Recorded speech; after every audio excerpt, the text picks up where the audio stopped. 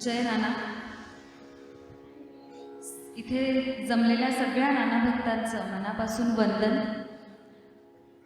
आपल्या सद्गुरूंच्या चरित्रावर आधारित हा जो कार्यक्रम आहे गीत मार्तंड, खरं तर बाबांनी सांगितल्याप्रमाणे नाशिकला हा पहिल्यांदाच होतोय, त्यामुळे आम्हाला सगळ्यांना अतिशय आनंद होतो इथे हा कार्यक्रम सादर करताना.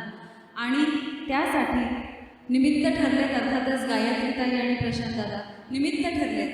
त्यामुळे आम्ही आभार मानत नाही, पण आम्ही खरंच त्यांचे ऋणी आहोत की त्यांच्यामुळे आज नाशिकमधला सगळा नाना भक्त परिवार जो आहे तो एकत्रित इथे झालेला आहे. आणि अर्थातच जिथे नानांचा भक्त परिवार एकत्रित होतो तिथे आनंद, समाधान, विवेकीचं सुख हे असतंच, आपण अनुभवतोच. आणि आज तर आपल्या सद्गुरूंचं आपण चरित्र गायन ऐकणार आहोत, गाणार आहोत. तर या गीत मार्तंड कार्यक्रमामधली जी सगळी पदं आहेत ती सगळी महाराष्ट्राचे लाडके कवी कैलासवासी मधुकर जोशी यांनी दिलेली आहे. आपण त्यांची अनेक गाणी गुणगुणत असतो नेहमी. अशीच आमची आई असते ती सुंदर रूपवती, किंवा नकोताई असू, किंवा कानात सांग माझ्या मी आवडे तुला का, आकाश पांघरुणी, ही सगळी गाणी आपण गुणगुणत असतो. तर तेच ही अशी अजरामर गाणी घेणारे मधुकर जोशी यांनी हे स्वतः नानांचे अनुग्रहित होते आणि त्यांनी पोथी वाचून ही सगळी गीतं पदं रचलेली आहेत. आणि इतकी सुंदर ते नानांचं चरित्र या गीतांमध्ये गुंफलेलं आहे की आपल्याला हे ऐकताना सुद्धा मार्तंड महिमेचं पारायण केल्याचं एक समाधान मिळतं, तो आनंद आपल्याला मिळतो. आणि या सगळ्या पदांना, या सगळ्या गीतांना स्वरांमध्ये बांधणारे आपले सगळ्यांचे लाडके संजय तराणेकर, नानांचे नातू. आणि इथे मला आवर्जून सांगावं असं वाटतं की नानांचे स्वतःचे उद्गार आहेत की आम्ही गंधर्व लोकातून यांना इथे घेऊन आलेलो आहे. त्यामुळे नानांचा भक्ती आणि भजनाचा वारसा समर्थपणे खांद्यावर पेरणारे आणि तो पुढे नेणारे आपले सगळ्यांचे लाडके श्री संजय तराणेकर. निवेदिकेच्या भूमिकेमध्ये सौ छाया तराणेकर. आईला सुद्धा नानांचा खूप सहवास मिळाला आहे, किंबहुना स्वतःच्या हातून स्वयंपाक करून नानांना जेवू घालण्याचं जिचं भाग्य त्या आपल्या सगळ्यांच्या लाडक्या छाया तराणेकर या निवेदकाच्या भूमिकेमध्ये आहेत. आपल्या नाना परिवारातलीच सुंदर स्वरांची देणगी लाभलेली दीक्षा सुपेकर, तिचे मुख्य स्वर आहेत आज. आणि तबल्यावरती सुयोग्य साथ करतायत नाना परिवारातलेच श्री रितेश घायाळ. आणि आपल्या सगळ्यांच्या बरोबर कोरसमध्ये आहेत सौ रेखा मुळे, श्री विवेक प्रचंड, श्री प्रसाद देसाई आणि श्री जयंत मुळे. आणि शेवटी जिच्या आठवणीशिवाय किंवा जिच्या स्मरणाशिवाय हा कार्यक्रम पुढेच जाऊ शकत नाही, अतिशय दैवी आवाजाची देणगी प्राप्त जिला झाली होती अशी माझी आई स्वर्गीय शुभदा मराठे. तिने या कार्यक्रमाच्या किंवा कुठल्याही गणांना एका अशा पदावरती नेऊन ठेवलं आहे की तिथे पोचणं आमच्यासाठी खरंच शक्यच नाही आहे ते करणं. पण सद्गुरूंची सेवा कुठल्याही स्वरूपाची गायन सेवासुद्धा हा जगन्नाथाचा रथ असतो. तो 1000 हातांनी कसा ओढला जातो आपल्याला कळत नाही. कोणाचा हात सुटला तरी बाकीच्यांचं ते कर्तव्य असतं की ते पुढे चालवत ठेवावं. तर तोच प्रयत्न त्याच भावनेने आम्ही दोघी आज इथे बाबांच्या मार्गदर्शनाखाली बसलेलो आहोत. तर तुम्हा सगळ्यांना वंदन करून नानांच्या चरणी साष्टांग नमस्कार करून आपण या कार्यक्रमाला सुरुवात करूया आणि आनंद घेऊया. आता इतकं सगळं बोलली पण स्वतःची ओळख करून दिलेली नाही. पण आता असं आहे की बाबांचं किंवा सासऱ्यांचं काम असतं की तिची पण ओळख करून द्यावी. ही आमची सूर मानसी तराणेकर, डॉक्टर ईश तराणेकर. आणि आत्ता जे म्हटलं सुभदा मराठे तिची मुलगी, त्यामुळे तिला सुद्धा वारसा ते आईकडनंच आलेला आहे. तर ती म्हणते. आणि दृक श्राव्य जे संयोजन करतायत ते श्री रवींद्र मराठे, मानसीचे बाबा. म्हणजे आता इथे गाणारा किंवा ऐकणारा सगळ्याला एक परिवारच बसलेला आहे, तो म्हणजे नाना परिवार. आनंदाचे स्थळ, संतोषाचे मूळ, भक्तीची फलश्रुती, विवेकाचे भांडार, दया क्षमा शांतीचा त्रिवेणी संगम, मोक्षश्रियेने अलंकृत श्रीमंत परमपूज्य समर्थ सद्गुरू श्री नाना महाराजांचे चरणी विनम्र अभिवादन. पूज्य नानांच्या जीवनाची चरित्रगाथा चैतन्याच्या स्वरसुगंधाने झंकारित करूया. गीत मार्तंड ऐकूया.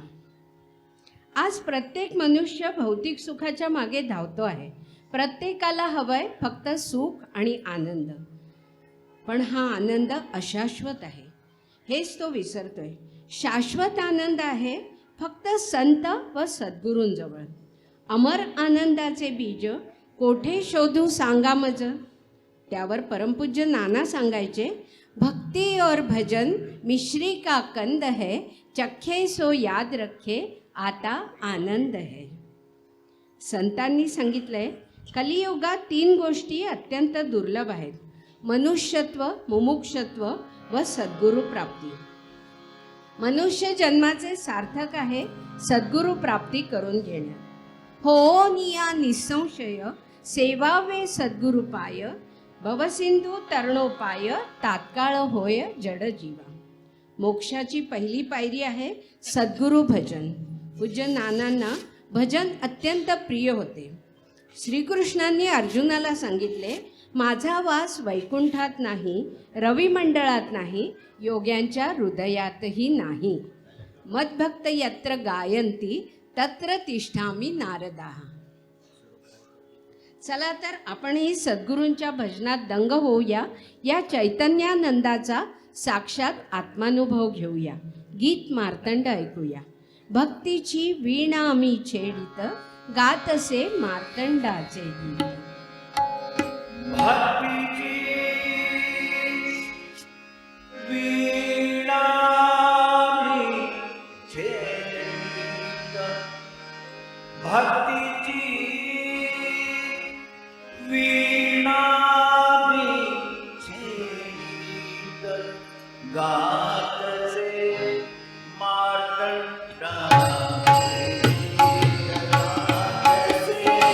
मार्तंडाचे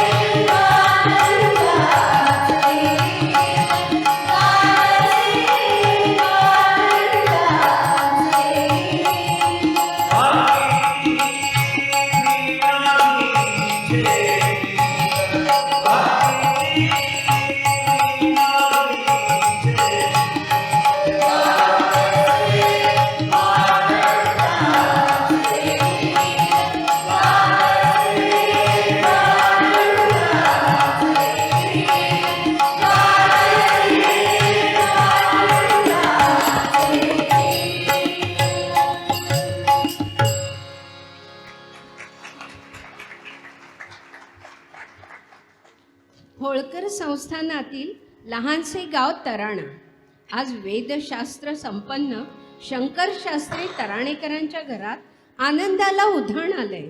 अनेक शुभ संकेत देत लक्ष्मी मातेला द्वितीय पुत्ररत्नाचा लाभ झालाय. श्रेष्ठ साधक पित्याची तपश्चर्या, मातेची सात्विकता आणि परमपूज्य वासुदेवानंद सरस्वती स्वामी महाराजांचे गुरुबळ असा त्रिवेणी संगम घडलाय जणू. पंढरीनाथाची भक्ती, दत्तगुरूंचे ज्ञान व वैराग्य यांचा समन्वय बाळात झालाय. जणू काही एकनाथांचा अवतारच भूतलावर झालाय.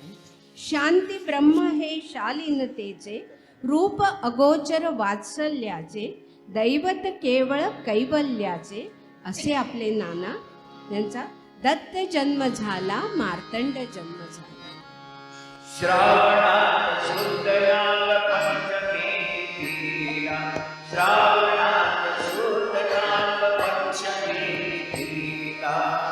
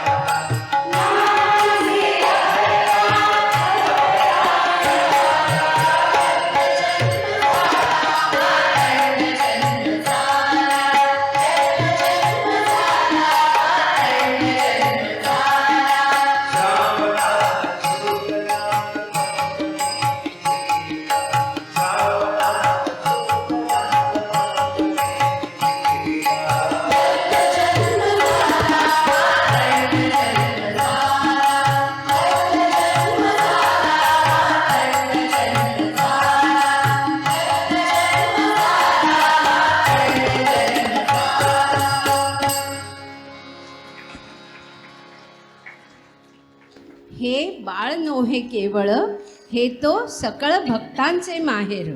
कर्मभक्तीचा जय जयकार करावयासी अवतरले. या तेजोनिधीचे मोठ्या थाटामाटात बारसे झाले. बाळाच्या तेजस्वीपणाला अनुरूप नाव ठेवले मार्तंड. मार्तंड नाव पाळण्यातले परी नाना कौतुकाने ठेविले, ते सार्थ आज ठरले भक्त हृदयात प्रतीती पहा. शुक्लेंदुवत बाळ मार्तंड वाढू लागला.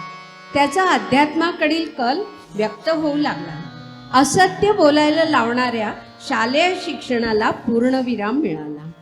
वडिलांच्या वेधशाळेत पाठ घेऊ लागले. ध्यानधारणेत बाळाचे चित्त रंगू लागले.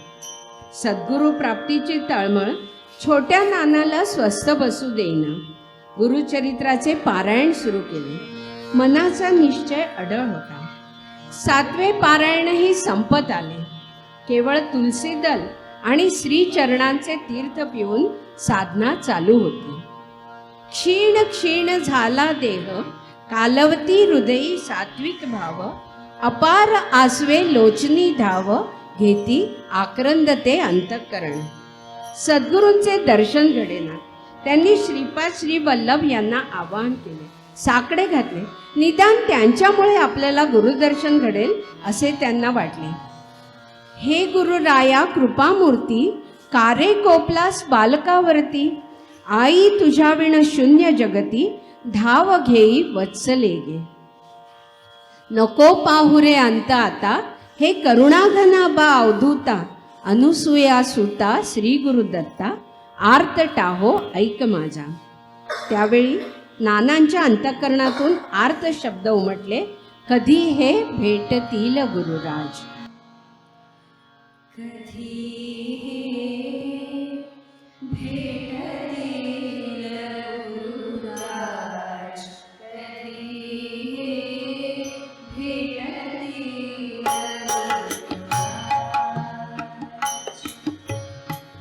श्रीपाद वल्लभ नरसिंह स्वामी, श्रीपाद वल्लभ नरसिंह स्वामी.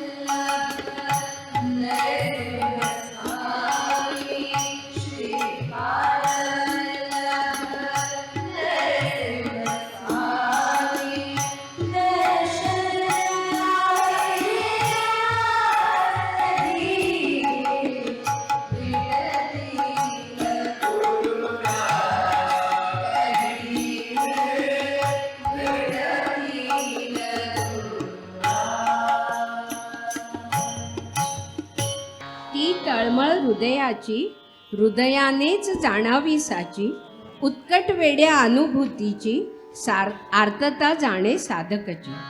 छोट्या नानांचे अखंड पारायण, दत्तनामाचा जप सुरू होता. 7वे पारायणही संपत आले. डोळ्यात अखंड अश्रूंची धार होती. आई वेगळे असावे वत्स, तैसे हुरहुरते चित्त उदास. गुरुदर्शनाची कैसी आस, क्लेश कैसे विलक्षण. आणि अचानक कार्तिकी पौर्णिमेला दुपारी 12 वाजता साक्षात परमपूज्य श्री वासुदेवानंद सरस्वती स्वामी महाराज पूज्य नानांच्या समोर प्रगट झाले. बंद दार ते तसेच होते. चमत्कार घडला. त्यांनी बाळ अशी हाक मारताच छोटा मार्तंड दचकला. आनंदाची परमावधी झाली.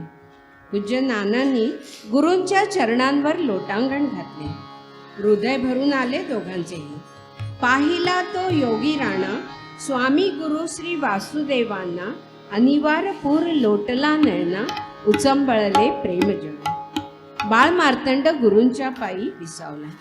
त्यांना उठवीत श्री गुरु म्हणाले, अमृतपुत्रा नाना उठितो.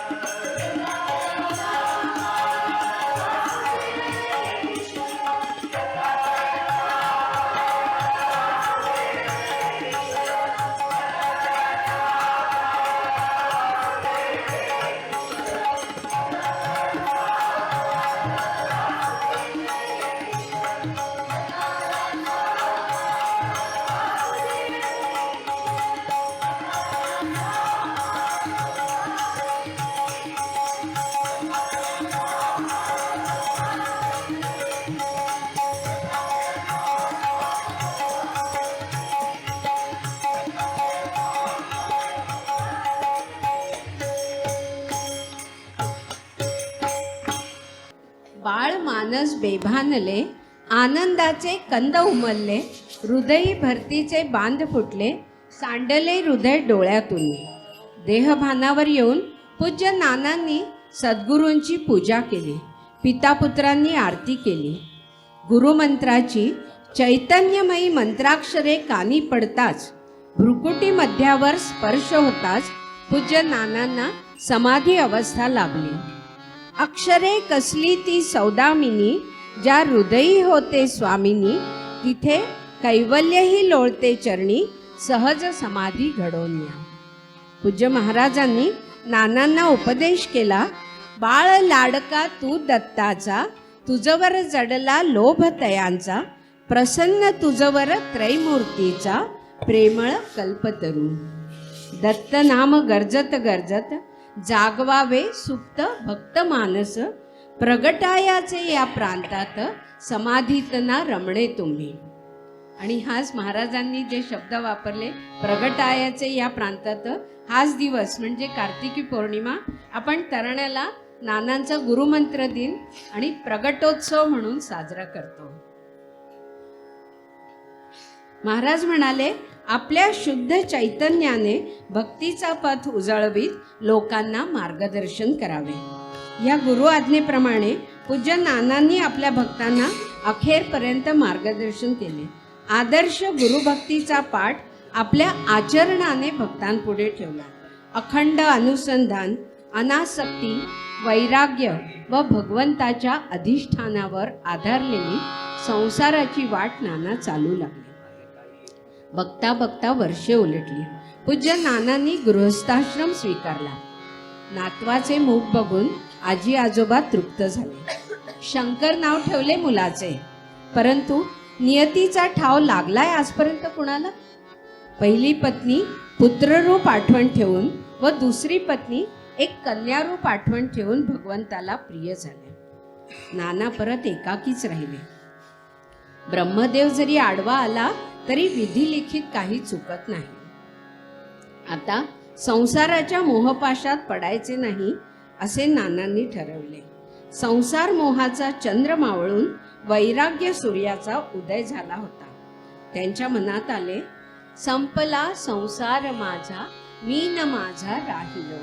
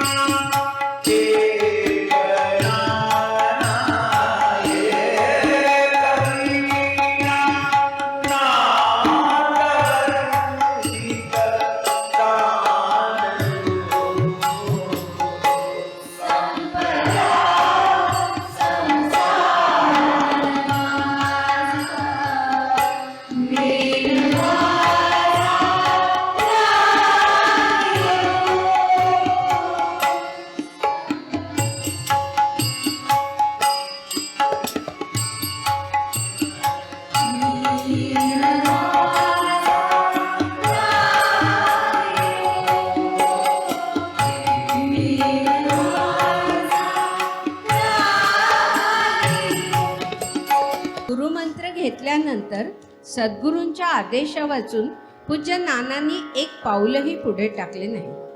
आता तीर्थयात्रा कराव्यात ही सद्गुरू आज्ञा शिरोधार्य धरून नानांनी प्रस्थान केले. छोट्या शंकराचे बोल, चिमुकल्या कुसुमची मिठी काही त्यांना अडवू शकले नाही. दोघांना भगिनी कोंडूताईंच्या स्वाधीन करून काशी यात्रेला गेले. काशी विश्वेश्वराचे दर्शन घेऊन पाय मथुरेकडे वळले. डोळे कृष्ण दर्शनासाठी आतुरले होते, पण कृष्ण मुरारी काही भेटेना. बाळ गोपाळात खेळूनही न दिसलेला, गोपिकांशी रास खेळत असलेला किंवा वृंदावनात वेड्याप्रमाणे ज्याला त्याला विचारूनही न भेटलेला कन्हैया कालिंदी तटावर तरी नक्कीच भेटेल, या विचाराने पूज्य नाना यमुनेच्या काठी एका खडकावर विसावले. नाना खिन्न मनाने कन्हैयाचा धावा करीत होते. दृष्टी एकटक यमुनेच्या जळाकडे लागली होती. दर्शनासाठी प्रसंगी प्राणही वेचावा हा विचार मनात आला आणि अचानक चमत्कार घडला. संपूर्ण नदी प्रकाशाने न्हावून निघाली. प्रत्यक्ष मनमोहन, मुरलीधर, मुकुंद मुरारी, श्रीकृष्ण बाळ गोपाळ रूपात प्रगट झाले. पूज्य नानांच्या भक्तीमुळे प्रसन्न होऊन श्रीकृष्णांनी सगुण रूपात, बाळ रूपात त्यांना दर्शन दिले. मथुरा गोकुळ वृंदावनीचे, गोपी हृदय कमलकंदाचे, बालमुकुंद बंसीधराचे घडले दर्शन साक्षात. पूज्य नानांचा आनंद काय सांगावा. कालिंदीच्या तिरी पाहिले नानांनी श्रीहरी. कालिंदीच्या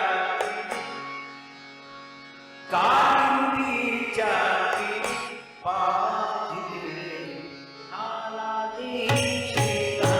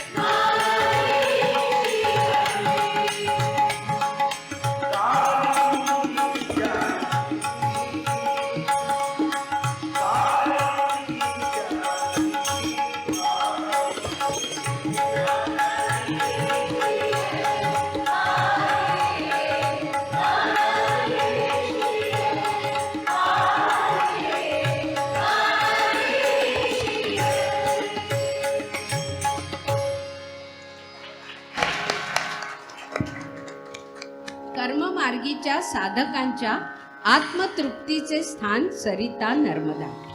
नर्मदेची जलेरी प्रदक्षिणा करण्याचा संकल्प पूज्य नानांनी केला. संकल्प कठीण, नियम कडक, नाभिस्थान नेमावर पासून नाना निघाले. सिन्नोरला सती अनुसूयेचे दर्शन घेतले. तेथे गुरुचरित्राचे पारायण केले. स्वामी चिदानंदांची भेट घेतली. नर्मदा तटावरील शिव मंदिरात रात्री विश्रांतीसाठी नाना थांबले. हे स्थान होते ब्रह्मसंबंधाचे. भगवान दत्तात्रेयांनी या संबंधाच्या मुक्तीकरता जणू नानांचीच योजना केली होती. रात्री संबंधाने भयंकर अकराळ विकराळ रूप प्रगट केले, पण सतीचे दर्शन, पारायण, संत संग यामुळे नानांभोवती दत्त कवच निर्माण झाले आणि ब्रह्मसंबंधाची विकट भयानक माया निष्प्रभ ठरली. शेवटी अनन्य शरणागत होऊन तो नानांना विनवू लागला, नाना मुक्ती द्या मजला. धन्य नानांची धीर वृत्ती, तपस्या सत्वे मुक्ती देती, ब्रह्मसंबंधाला सोडविती, जिवंत नरक यात्रेतून. प्रभू श्री दत्तात्रेयांच्या योजनेनुसार नर्मदेत उडी घ्यायला सांगून नानांनी त्या ब्रह्मसंबंधाला मुक्ती दिली. दिगंबरा दिगंबराचा मंत्र जपत पूज्य नानांची प्रदक्षिणा पुढे चालू झाली. जलेरी प्रदक्षिणेचा नियम म्हणजे अयाचित वृत्ती. त्यामुळे काही वेळा भिक्षा सुद्धा मिळत नसे. नर्मदेचं जल पिऊनच राहावं लागेल. एकदा नानांना काहीच खायला मिळाले नाही. 3 दिवस झाले, पण नानांचा नर्मदा मातेवर पूर्ण विश्वास होता. नाना ग्लानी येऊन खाली पडले. असं म्हणतात, नर्मदा माता आपल्या साधकांना कधीच उपाशी ठेवीत नाही. रात्रीचा समय, निबिड अंधकार, गूढ एकांत आणि अशाच वेळी चमत्कार घडला. नर्मदा मैया सुंदर स्त्रीच्या वेशात प्रगट झाली आणि नानांना उठवीत म्हणाली, पंडित जी आप थक गए, आपके लिए दूध भिजवाया राजा जी ने यहाँ के. प्रत्यक्ष नर्मदा मातेने आपल्या लेकराला सोन्याच्या घटातून दूध दिले. त्या प्रसंगाचे वर्णन काय करावे. नवल ऐकिले मी आज, सांगते स्वरात.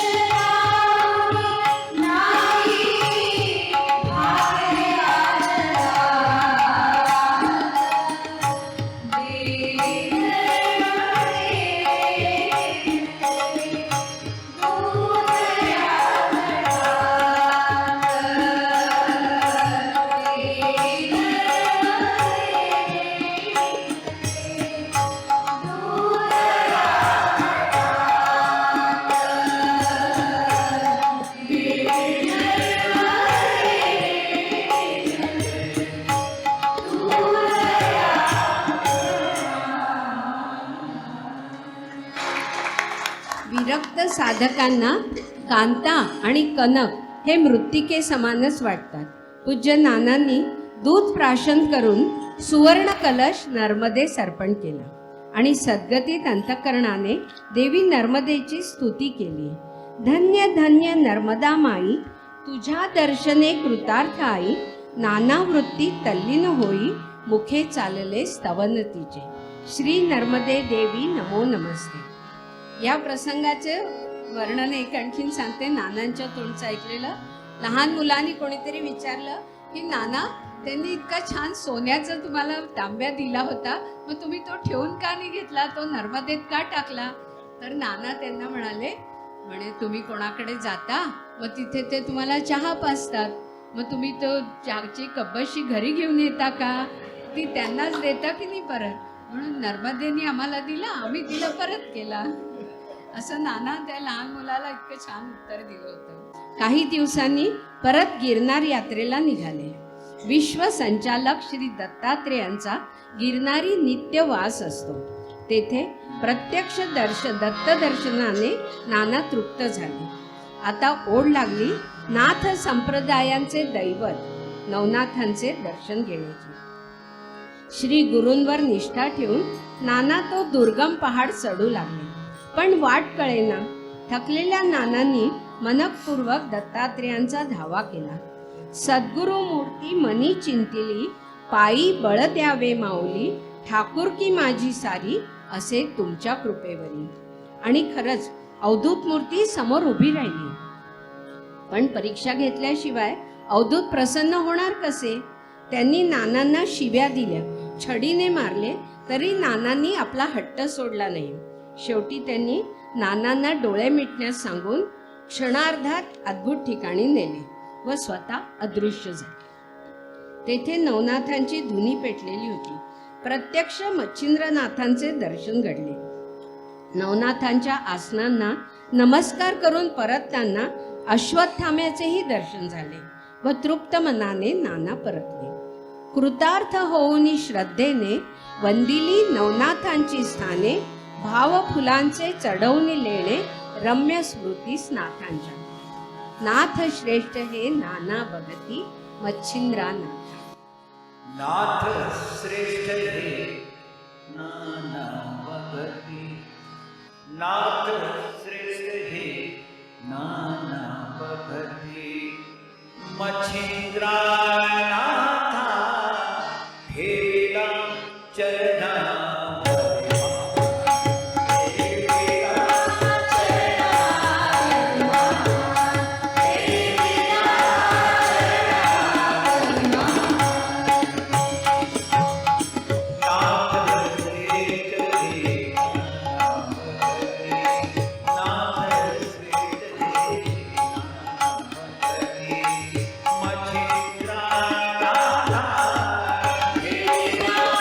चरण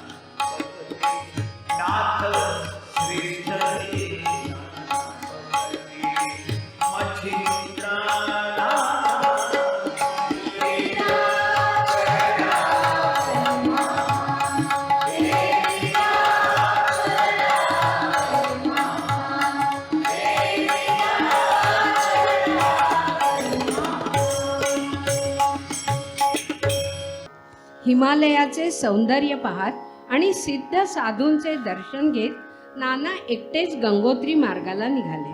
तो दुर्गम पहाड आणि भयंकर अरण्य पार करीत जाताना नाना मार्ग चुकले. कुणीही दिसेना आणि मार्ग अतिशय खडकाळ व कडेकपारींचा होता. अवचित एक गुहा दिसताच नाना आशेने तिथे गेले आणि भीतीने त्यांनी डोळेच मिटले, कारण दारावर 2 भयंकर व्याघ्र पहारा करीत होते. गुफेतील महात्म्यांनी आज्ञा करताच ते दोन्ही वाघ दूर झाले. नाना आत गेले. तेथे धुनी पेटलेली होती व एक महात्मा ध्यानस्थ बसलेले होते. त्यांनी नानांना गंगेचे पाणी पिण्यास दिले आणि खाण्यास कंद दिला. ते महात्मा द्वापार युगातील महाभारत युद्धातले एक सैनिक होते आणि त्यांनी श्रीकृष्णाला प्रत्यक्ष पाहिलेलं होतं. त्यांनी नानांना सच्चित आनंदाचे स्वरूप समजावून सांगितले. त्या प्रवचनाची गोडी अवर्णनीय होती. नंतर त्यांनी नानांना डोळे मिटून त्यांचे पाय धरण्यास सांगितले आणि एका क्षणात गंगोत्रीला नेऊन सोडले. त्या प्रसंगाचे वर्णन ऐका. रम्य कथा ही मार्तंडाची आहे सुखदाची. रत्नकथा ही मार्तंडाची,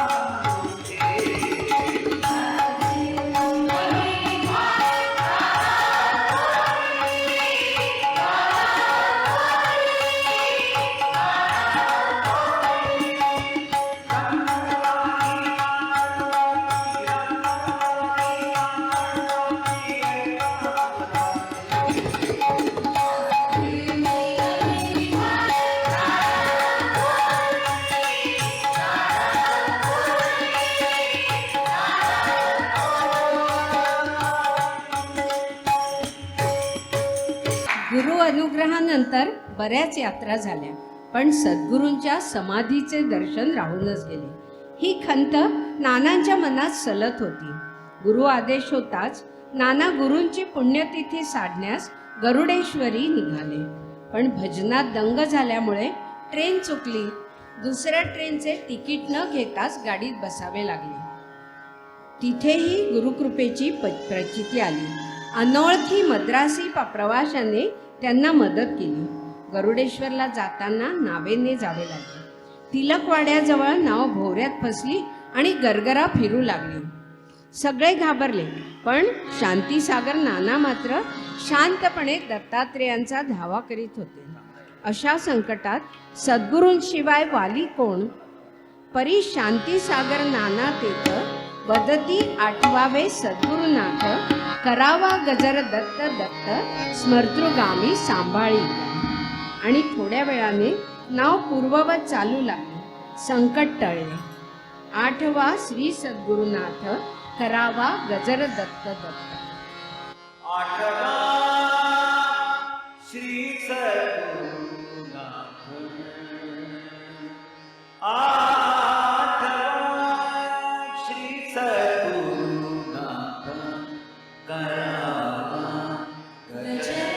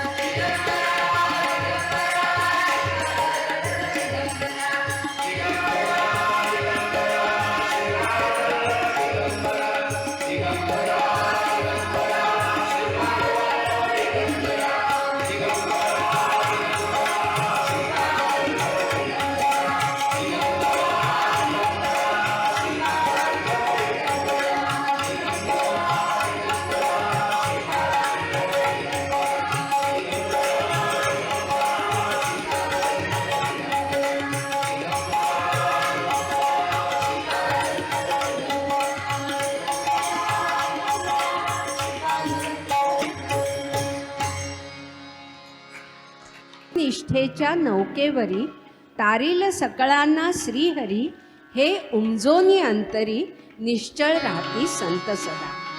सद्गुरु दर्शनाचा अलभ्य लाभ नानांना पुन्हा संतुष्ट करून दिला. एकदा नाना ग्वाल्हेरकडील आदिवासी गाव छाबडा येथे गेले. तिथे प्रभू रामचंद्राचे एक छोटेसे मंदिर होते. तिथला पुजारी अत्यंत भाविक व रामभक्त होता.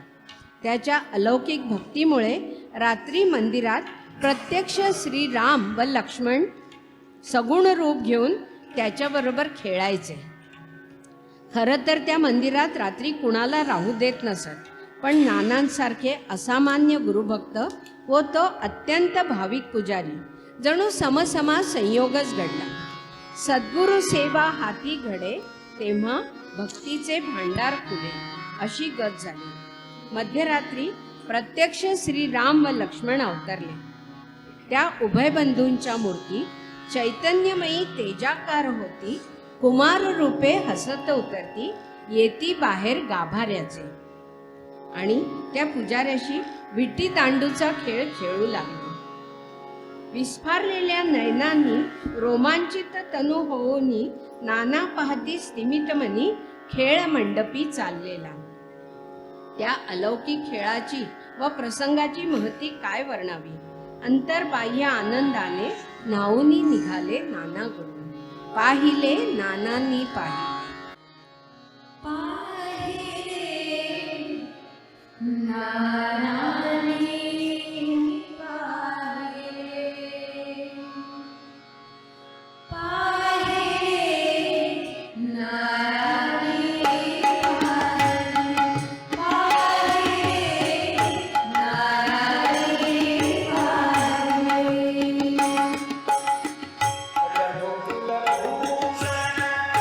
राम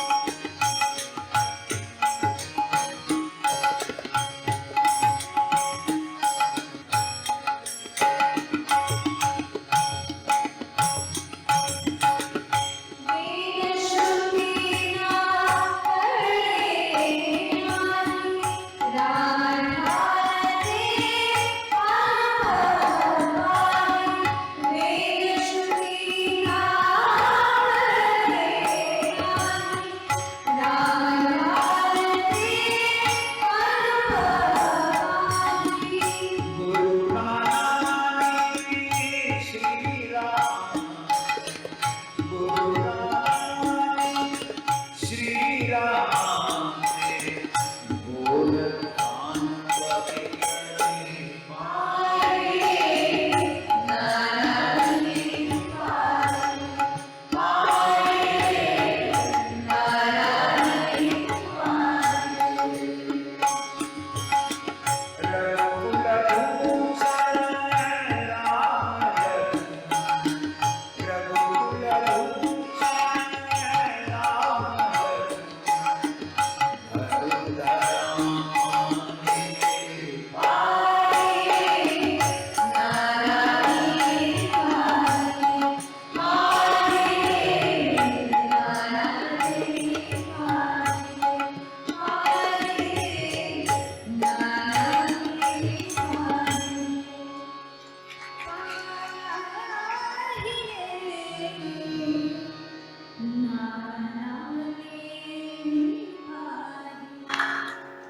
मुळात वृत्ती अवघी अलिप्त, राहोनिया जळा आत, कमळापरी अकलंकित, राहिले जीवनी नाना गुरु.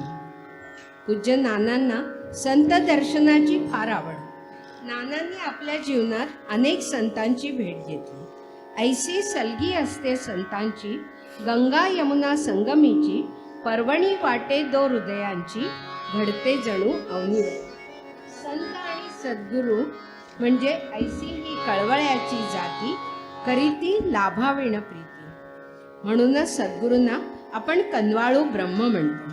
त्यांना प्रसन्न करून घ्यायचं असल्यास अव्यभिचारी भक्ती मनात हवी.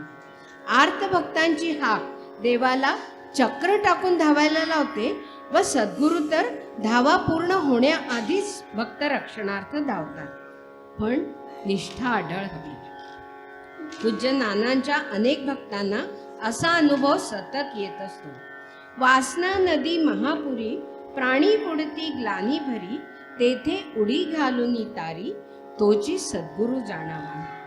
संत म्हणजे चालते बोलते कल्पवृक्ष, अमृताचे सागर. जगाच्या कल्याणा संतांच्या विभूती, देह कष्टविती उपकारे. भक्तांच्या जीवनात म्हणूनच सद्गुरूंचे स्थान अनन्य असते. तसंच सद्गुरूही भक्ताधीन असतात. भक्त सद्गुरूंना वश करून घेतात. हीच भावना आपल्याला सर्वांना प्रिय असलेल्या या कव्वालीत ऐकूया. अपने भक्तों को क्या से क्या बना देते हैं.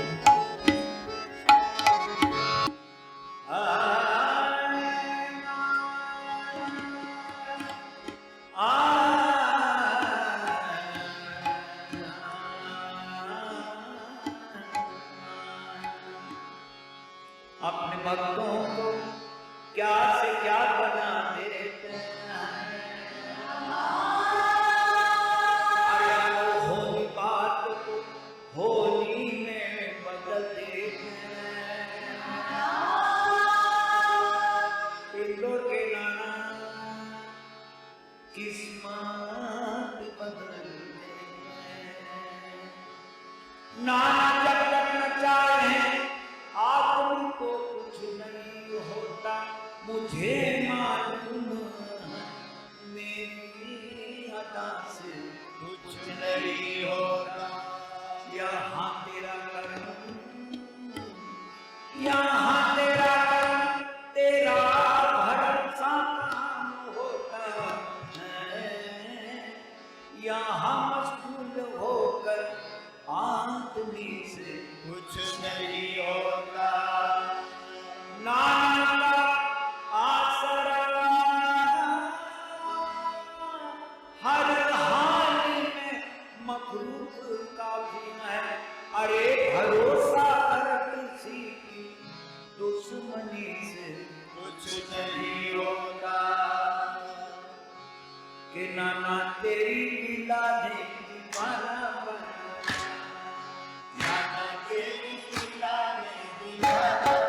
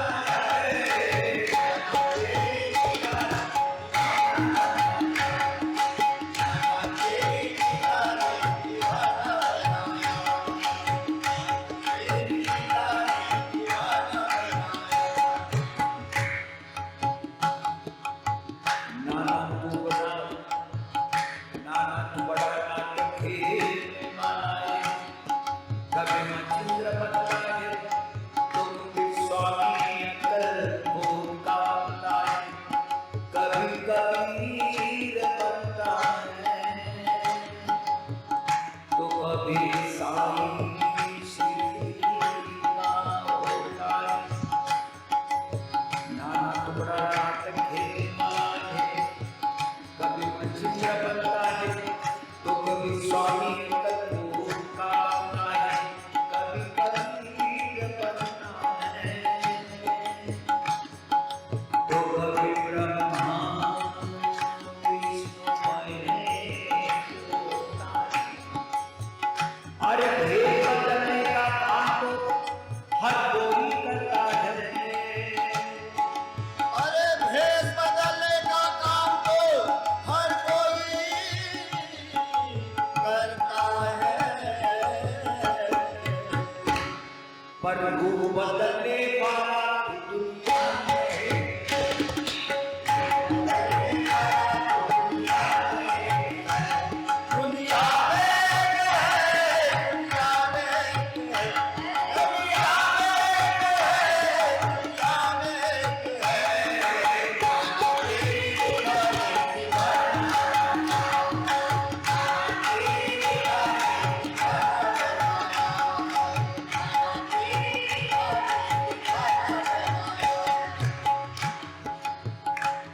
अनुभवी तेरी दया से होनी होती है जिसे चाहता है पंछी की तरह पकड़ना पाए इम्तिहान का तेरा तरीका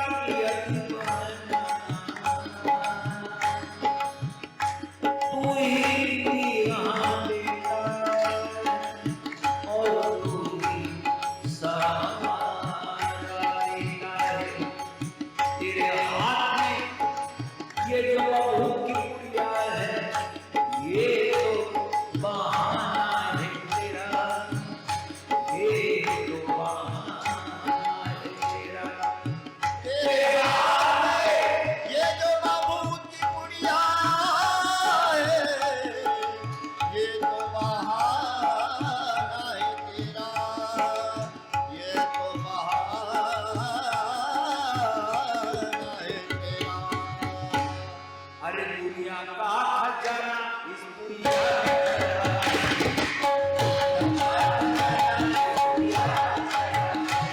दुनिया में भला है, दुनिया में भला है, अरे दुनिया में भला है, दुनिया में भला है।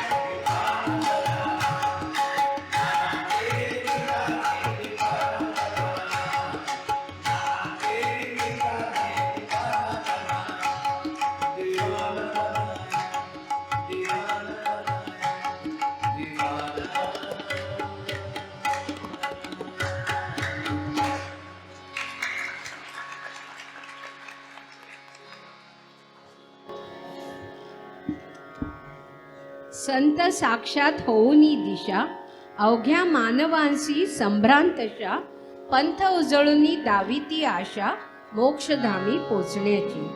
पूज्य नानांच्या कृपेमुळे अनेक भक्तांचे जीवन उजळून निघाले. अनेक भक्तांचा सर्वांगीण विकास होऊन समृद्धी आली. शिष्यांच्या अंतरंग विकासाकडे नानांनी विशेष लक्ष दिले. आजवर कितीतरी भक्तांना मार्गदर्शन केले, त्यांच्या जीवनाचा आधार झाले. कारुण्य उपजले परब्रह्मासी अवतरले संत भूमंडळासी नित्य सांभाळा या जगासी भवांधकारी अडकले जे. आजही असे अनेक भक्त आपली कृतज्ञता व्यक्त करण्यास उत्सवांना आपल्या भक्तियुक्त अंतःकरणासह येतात. पूज्य नानांच्या परिवाराची ही वेल दिवसेंदिवस बहरते आहे. म्हणून असेल योग ज्याचा ध्यास त्यालाच नाना पदांचा वाढला हळूहळू इंदुराचा परिवार नाना भक्तांचा. आपलं सद्भाग्य की हा सद्गुरु परीस आपल्याला लाभला. मानवी जीवनाचे सार्थक सद्गुरु पायी लीन होण्यातच आहे. म्हणून या निसंशय सेवावे सद्गुरु पाय भवसिंधू तरणोपाय तात्काळ होय जड जीवा. सूर्या पुढे दिसे का ते तेज काजव्याचे. सूर्या पुढे दिसे का सूर्या पुढे दिसे का ते तेज काजव्याचे.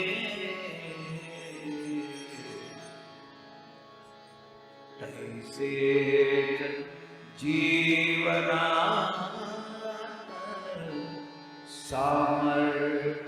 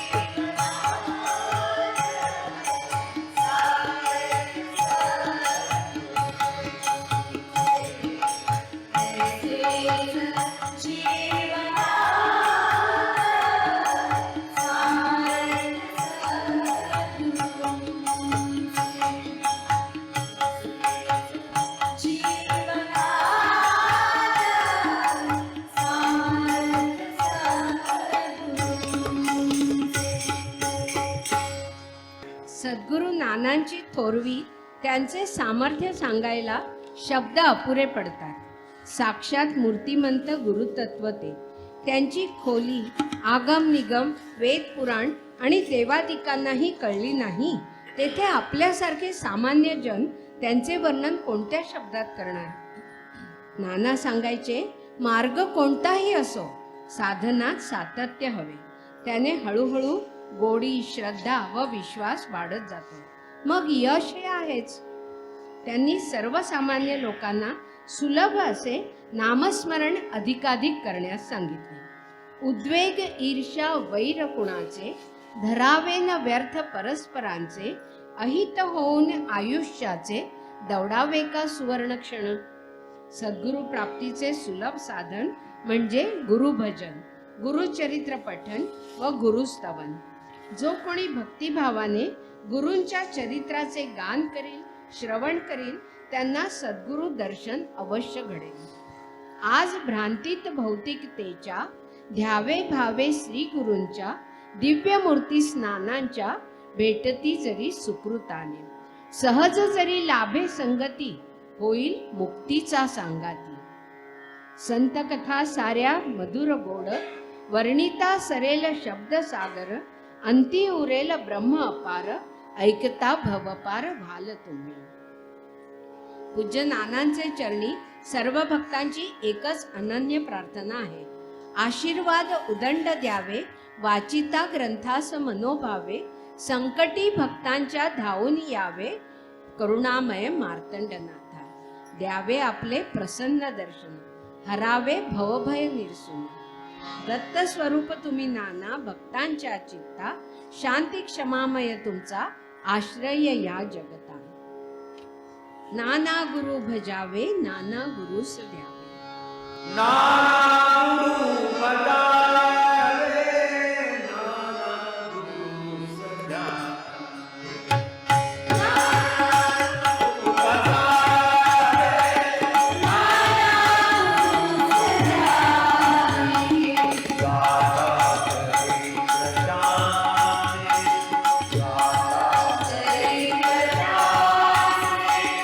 आयुष्य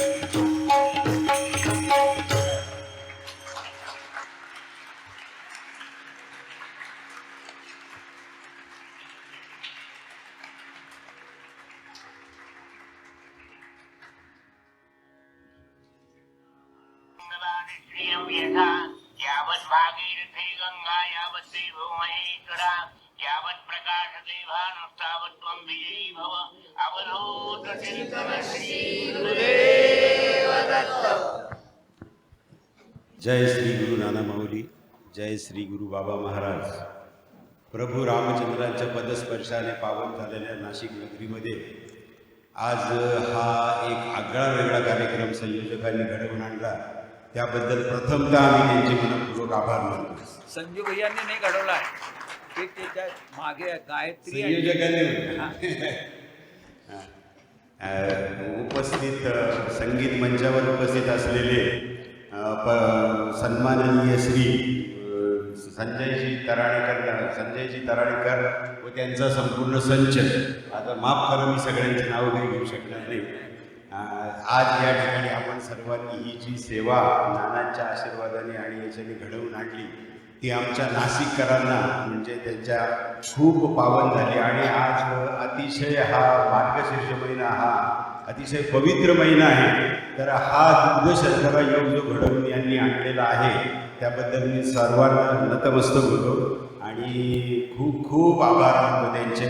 आणि आमच्या ह्या श्रोतेगण सर्व श्रोतेगणांनी अतिशय शांततेने बसून कार्यक्रम बघितला। तसेच आमच्या नाशिक तिरुपती परिवारातर्फे माझे जे गुरुबंधू भगिनी आलेले आहेत त्यांच्या सर्वांच्या वतीने मी ह्या ग्रुपला हे करतो, त्यांचा सत्कार करण्यासाठी अनुमती मागतोय त्यांची, तर त्यांनी मला ती द्यावी अशी नाही, तर आमच्या या ग्रुपच्या वतीने मी सर्व संचाचा सत्कार करतो आहे, ते आपण सर्वांनी ऐकून घ्यावे, बघून घ्यावे। मी माझे काही नसे, तुझे सर्व काही तुझेच तुझला सोपवितो मी जे माझे नाही। कारण आज हे जे काही दिलंय ते नानांनी दिलंय, त्या नानांच्या चरणी वाहतो, त्यामुळे ह्या ठिकाणी संजू कुठेच राहत नाही, हा सगळा नानांचाच आहे। आणि म्हणून कधीही आगाशे काकांनी काय नानांनी सुद्धा कधीही मोठेपणा मिळवलेला नाही आहे। आणि म्हणून आम्ही कुठेही गेलो तरी फक्त सेवा म्हणूनच जातो, कुठे मोठेपणा म्हणून जात नाही। तर हा फक्त तुम्ही एक म्हणताय, आणि परवापासून मला कसुरकर काकांनी सुद्धा फोन केला की आमची इच्छा आहे, मी त्यांना फक्त एवढंच सांगितलं होतं की मी सेवेला चालतो, सन्मानाला किंवा सत्कारासाठी जात नाही आहे, आणि ती नानांची सेवा म्हणून घेतोय, तुमच्याकडनं म्हणून घेत नाही, एवढं नाही। नाशिककरांचा हा आशीर्वाद म्हणून मी आता स्वीकार